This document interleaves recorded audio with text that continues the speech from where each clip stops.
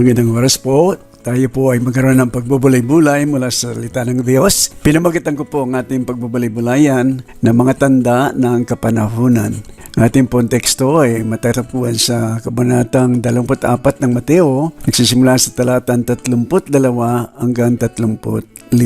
Sa puno ng igos nga ay pag-aralan ninyo ang kanyang talinghaga.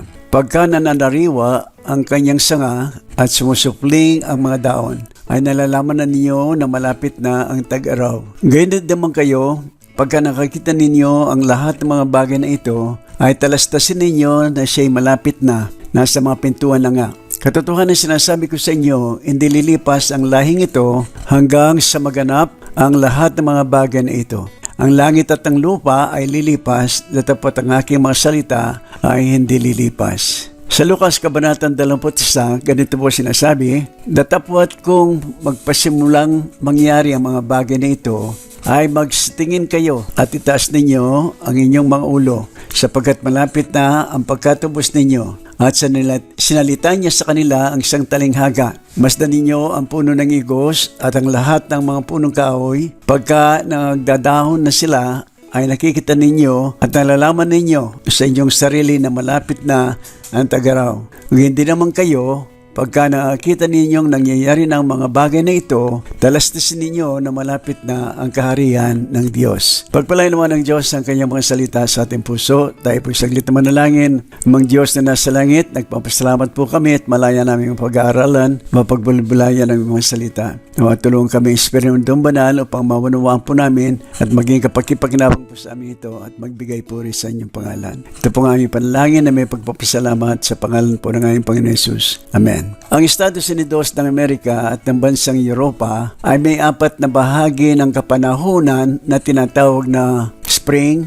Summer, Autumn, and Winter. At sa Timog Silangang Asya, 2 lamang ang magkakaibang panahon, ang panahon ng tag-ulan at ang panahon ng tag-araw. Subalit sa lahat ng mga bansang ito ay meron silang mga punong kahoy at halamanan na nagbibigay ng udyat o tanda kung ano ang susunod ng panahon na darating. At ang karamihan dito ay mga nagkakalaglagan ng mga dahon at sumisibol na ang mga bulaklak. Kaya nalalaman ng mga tao rito kung ano ang darating na panahon. Tulad ng taglamig, tag-init, tag-ulan o tag-araw. Minsan sinabi ng Panginoong Hesus ang ganito sa mga tao. At sinabi rin naman niya sa mga karamihan, pagka nakikita ninyong bumangon sa kalunuran, ang isang alapaap ay agad ninyong sasabihin, uulan. At gayon din ang mangyayari. At kung umiihip ang hanging patimugan, ay sinasabi ninyo, iinit na maigi. At ito'y nangyayari, kayong mga mapagpaimbabaw. Marunong kayong magpaaninaw ng anyo ng lupa at ng langit. Natapat, bakit hindi ninyo nalalamang ipaaninaw ang panahong ito? Ang mga pangyayari sa mga nakarang panahon hanggang sa kasalukuyan ay mga tanda na ng programa ng Diyos sa higit pang darating na paghihirap sa mga tao dahil sa kanilang pagtalikod sa Kanya at sa di paniniwalang may Diyos na makapangyarihan sa lahat, na lumikha ng lahat ng mga bagay sa langit sa lupa at sa taong nilikha niya ayon sa Kanyang wangis. Gayun din dahil sa mga kamaramaldumal na kasalanan na ipinamumuhay ng mga tao. Ang isa sa mga liwanag na tanda na dapat munang mangyari bago sa muling pagbabalik ng Panginoon Kristo ay ang pangangaral ng Ebanghelyo ni Kristo sa lahat ng tao at sa lahat ng dako. Ito'y nangyayari na din sa kasalukuyan sa pamagitan ng teknolohiya na ipangaral ng Ebanghelyo ni Kristo kahit sa mga bansang bawal ito sa publikong lugar. At sa ibang panahon naman, isang anghel na bababa mula sa silanganan ang magtatatak sa 144,000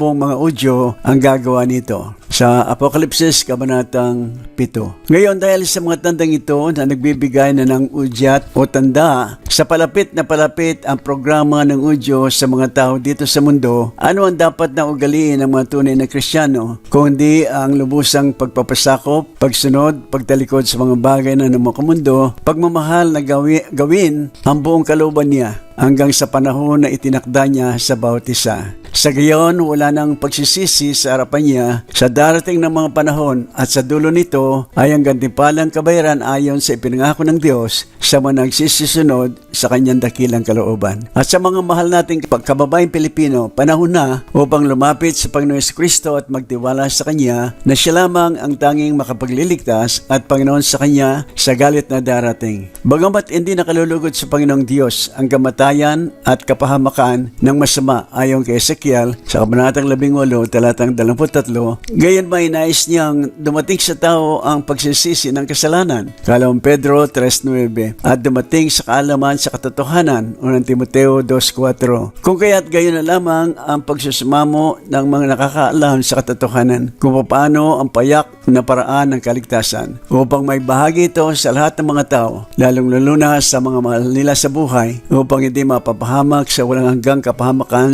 na nagniningas na apoy sa impyerno. Sa halip, mapupunta sa walang hanggang kaharian ng Panginoon si Kristo.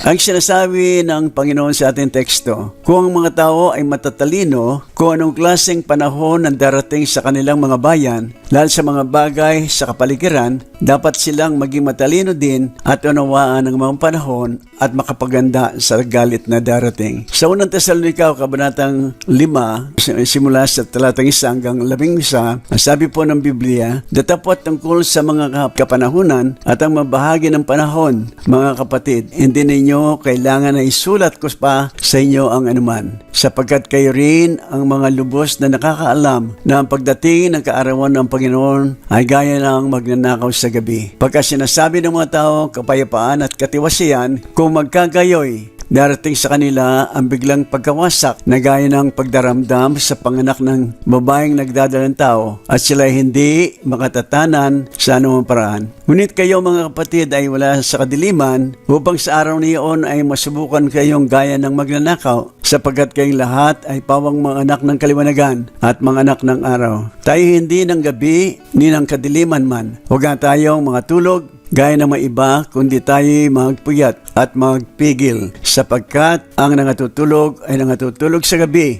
at ang nangaglalasing ay nangaglalasing sa gabi. Datapot palibasa mga anak tayo ng araw, magpigil tayo na isuot ang baluti ng pananampalataya at ang pag-ibig, at ang maging turbante ay ang pag-asa ng kaligtasan. Sapagkat tayo hindi itinalaga ng Diyos sa galit, kundi sa pagtatamo ng pagkaligtas sa pamagitan ng ating Panginoon Kristo na namatay dahil sa atin, upang tayo sa gising o tulog man ay mga buhay tayong kasama niya. Dahil dito kayo magpangaralan at magpatibayan sa isa't isa sa inyo, gaya ng inyong ginagawa. Humanda kang salubungin mo ang iyong Diyos. Amos, Kabanatang 4, talatang 12. Sa Apokalipsis, Kabanatang 22, sa talatang 20, sabi, ang sumasaksi sa mga bagay nito ay nagsasabi, oo, ako'y madaling pumaparito, siya nawa. Pumarito ka, Panginoong Yesus. Ang biyaya ng Panginoon ay mapas sa mga banal nawa, siya nawa. Pagpalain po ng Diyos ang makalimas sa taas sa ating puso.